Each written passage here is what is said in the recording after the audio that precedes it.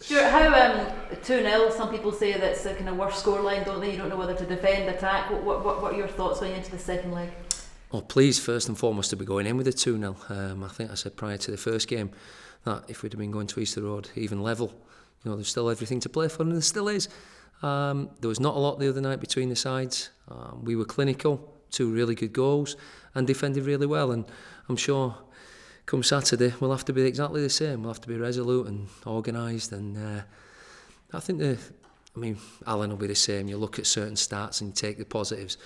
I think we've scored in 14 out of his last 15 games. I've always said with the players we've got that we're confident of doing that, so that's what we'll be aiming to do. We've managed to have back-to-back clean sheets against them, so we'll take the positives in that regard, but there's still a lot of football left in the tie. Would you consider yourself slight favourites going into it? Bigger than that? Bigger? No, I think slight favourites. I'd be a bit naive to say that we're not slight favourites, but it's still a lot of football, as I say, to go and a lot of hard work to be put in. There's no way for 1 second we think the job's done, nowhere near it, because we know Hibs can be a good side, but so can we. So we're in a reasonable position, better than probably I thought we would be going into it, but still all to play for. And how much confidence, if any, do you take from your last trip to Easter Road? Yeah, I think we've got to take confidence from that naturally. I think we were going into it on the back of a 9-1 aggregate over the games that we'd had previously there. But again, what happened the other night, what's happened, they'll count for nothing come the kick-off. We've just got to make sure we approach it, which we will. The approach will be the same. We've got to hopefully play as well as we did, and when the opportunities come along, take them. The fact that they have to attack, they've got to score at least 2 goals, does that make your job easier? No, because I agree with Alan. I think it doesn't, as much as everyone will go on about this first goal and the importance of it. We said last week against Queen at South at home, everyone, and Queen at South quite rightly made a thing of the first goal. For me, it's not the first goal, it's the winning goal that's the most important. And, when we went in the other night at 1-0 down against Queen of the South, I still believe that we would get a goal, and we did. So, but I take Alan's point that he doesn't think they need to score early. It can be 60, 70 minutes. In their eyes. In our eyes, we'll be going there hopefully to score a goal, which would mean they would need to get at least 3. So, but we can talk all we want. It's about going out and doing it. There have been some criticisms levelled at Hibernian that they don't have the mentality in the big games. The thing that has struck a lot of people about Rangers since you came over is the mentality of the players has improved, especially in big situations. Would you concur with that?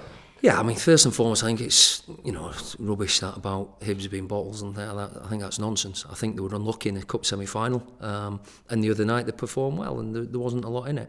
I think from our point of view, and we always talk about it, confidence is a huge thing. And I think going to Easter Road and getting the result we did after, when myself and Kenny had come in, we had 2 home draws against the 2 bottom sides.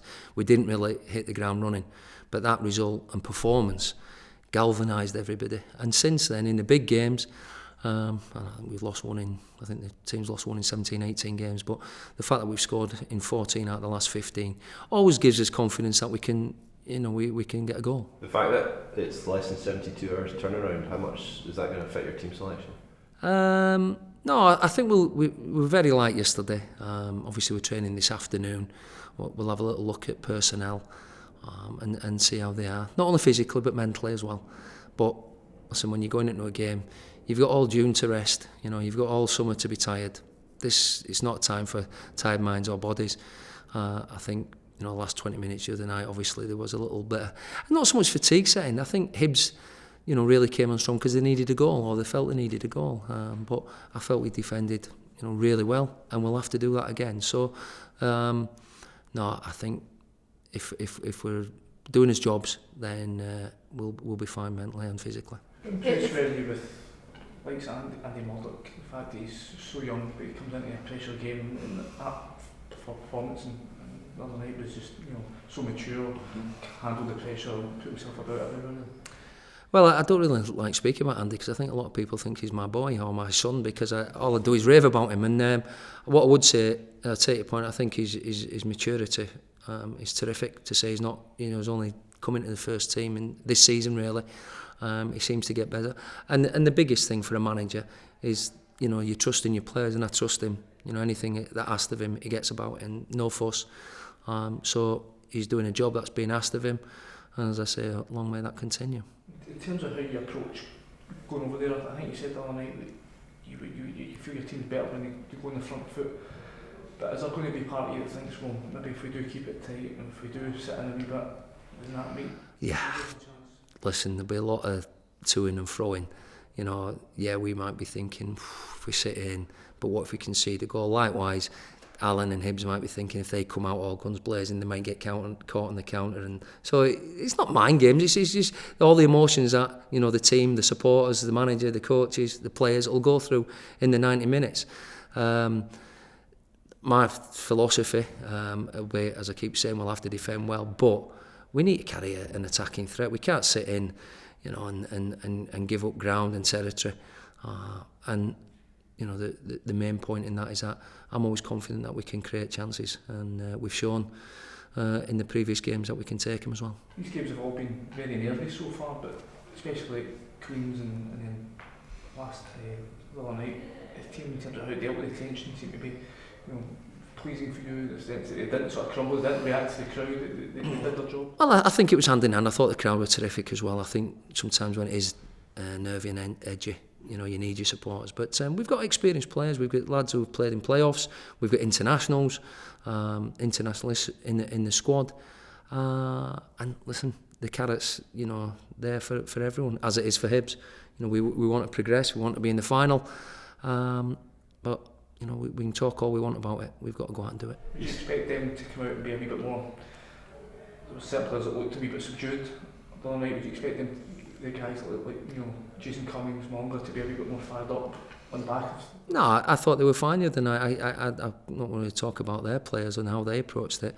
I was just more than pleased on how we coped. But no, I think they've got a good squad, Hibs, and you know, we'll have to be ready. You said on Tuesday that you were glad the second leg would be at Easter Road. Do you still feel that way? Yeah, I do, because as I said, I think going into it when you're at home, you know this is it. This is your last game of the season if you lose, and I think there's more pressure when in front of your home fans. And then that again is not mind games. I did say that prior to the game. I felt against Queen of the South when we went in at half time 1-0, and you're thinking this could be your last 45 minutes, but the crowd then got behind us. But listen, I'm more than pleased to be going to Easter Road with a, you know, being up 2-0, because you know that's decent naturally. But you know, it's about going and playing. How has it been to prepare for these games, Stuart? Because as you just said there a couple of minutes ago, you know, the prize is evident. The prize is so big. So has it been different preparations for these games, because the pressure is, I guess, kind of instant almost? No, not really. Listen, you've got to try to take all the pressure off the players. As I say, we've got young ones in there. We've got an experienced bunch. They know what it's about. We know what the prize is for. Hopefully, we've got 3 games left, and then we'll see where we are. But no, I think only because the games come really quick. You know, obviously the training's curtailed, and you do very little. And we'll probably name the team tomorrow in the hotel prior to going to the game, and just make sure everybody's, you know, gets a good night's sleep and we're ready to go. Do you have any injury concerns at all? No, but obviously apart from the long-term ones that we've had. But from the other night, none. I think Cammy's got a bit of a fat lip. I think Boydie, I don't know if he headbutted him or what he did, but he kept the ball out the goal, which was a pleasing thing. So I think he's got a bit of a fat lip. But other than that, no, I think we're all good. Is it like a build-up to a big cup game? Is that how you'd describe it? Yeah, of course. Yeah, definitely so. It's going to be tense. It's going to be nervy. I think everyone's, you know, outside Rangers and Hibs and obviously Motherwell. I've really, you know, enjoyed these playoffs because it does create atmosphere and tension and nerves. You know, I thought the atmosphere the other night was fantastic. It's back to, again, keep going back to the olden days when I played, but you know, Ibrox rocking like that made me proud, and it was fantastic to hear, and hopefully we can have, you know, more in that shortly. Going back to that scoreline again, Alan Stubbs said this morning that 2-0 is the most vulnerable scoreline in football. Do you think, is that a bit of mind games, or do you think that's something? No, it's possibly what I would be saying, and it's probably right, but I'm sure if you'd asked Alan, he'd rather have a 2-0, be up 2-0. But I take his point, you know, yeah, punters, pundits, And people on the TV and radio always say 2-0's a dodgy score, but for me, as I say, I'd much rather be going into the game 2-0 up than 2-0 down. But all the work's still to be done. Did you use the fans letter as part of your... You always throw that in, don't you? Are you one of them fans like that wrote it? I used... well, I know you're not one of the fans that wrote it. No, I know that. Get that on tape, by the way. I used parts. I didn't read it out like that, but I used parts of what I gleaned for it. And will you try and create the same sort of, No, listen, no, every manager does things differently, and, whatever I decide to say to the players will, it'll maybe come off the cuff, but we all know what's needed. We all know what's required. We can get there in many different ways. It can be a decision, a bit of luck, a bit of magic. I mean, Kenny Miller's finish the other night was sublime. If I tried to do that with my wrong foot, I'd break my ankle. There's no doubt about it. For him to do that, and people say, well, I know footballers should be able to kick with both feet, and a lot of them can do nowadays, but to do it with the outside of your foot was a great bit of ability. And obviously, everyone talks about Harris's pass the other night was a fantastic bit of skill. And we've got that in the side. So that makes, as I said before, prior to the games, that makes you confident as a manager that in any given moment in a game, regardless of the score, that you've got players in there that can open other teams up and take chances. There was a shot, I think, on the coverage of you turning to look up at the director's box. I think after the second goal went in, you looked pretty happy. Have you spoken to... I certainly wasn't looking up at the director's box. I'm not one of them... managers that do that. I certainly no. That's the last thing people would say to me. I never cast an eye up there. So I wasn't looking for favour or anything like that. If you mean, no, I would refute that 100%. Maybe looking at the gods and that. I don't know, but yeah, I had a meeting with Dave this morning, and only really to touch base. I've not met Dave before, or on a personal level. I've obviously seen him about games years ago, but so no, it was just a cup of coffee, a slice of toast, and just an informal chat. Has he given you any indication about your future? It was a cup of coffee, a slice of toast, an informal chat. No. Can I just ask you, as a follow-up from that, there has been some talk that Rangers might opt to go down a different route instead of having a manager, they might have a director of football.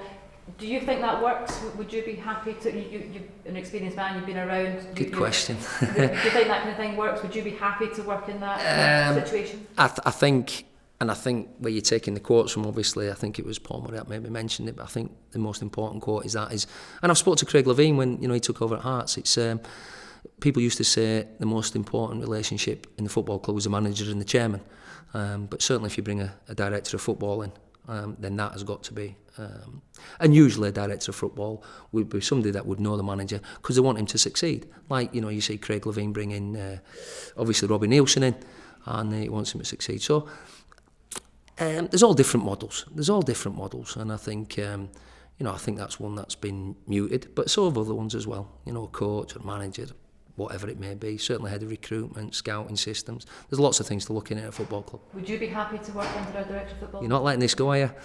I just know, you know how you work, you know how you interact with people. Yeah, I think most managers, if they had the opportunity, now it depends what working a director of football actually comes under. Certainly, I would say 99% of managers would want to bring their own players to the football club. And I think you can still do that with a director of football. I think as long as the manager has the final say who comes to the club. It's a bit different when you hear the stories, maybe in a couple of instances down south over the years or abroad, where a manager turns up and next minute there's 3 players there and he doesn't really know a lot about them. I think that's obviously going over the realms of what's proper. But I think that's at odd occasions. So it depends how it's structured. But I certainly think a manager and a coach needs to have the last say on the players. And that's, I think that's only right. Okay. One final question. So, Stuart, 10 years ago today, you were in the stand at Easter Road for Helicopter Sunday. Was it 10 years today? Yeah. Gosh. Well, yeah. I've got to say, although Giranti says he was there in there because he'd just come as a coach, but I was only one of the 9-in-a-row team there that day. I think I was the only one who had a little bit of faith and belief. I've told this story before. I got a train from Harrogate and came up and said after the game I was expected to go back on the last train, but I spoke to Missy, says I'll see you Tuesday. So I think I managed to get in for Tuesday as well. So, but no, it was an incredible day that day because You know, the game was a non-event, in fact, of how it panned out. Rangers were relying on what happened elsewhere, and I can still, the shivers that came up me back, that, when the buzz comes round that there were in a goal and then another goal. It was you had to be there to really feel it and sense it, and I was pleased I was. I'm looking for another memorable day at Easter Road then. It would be nice.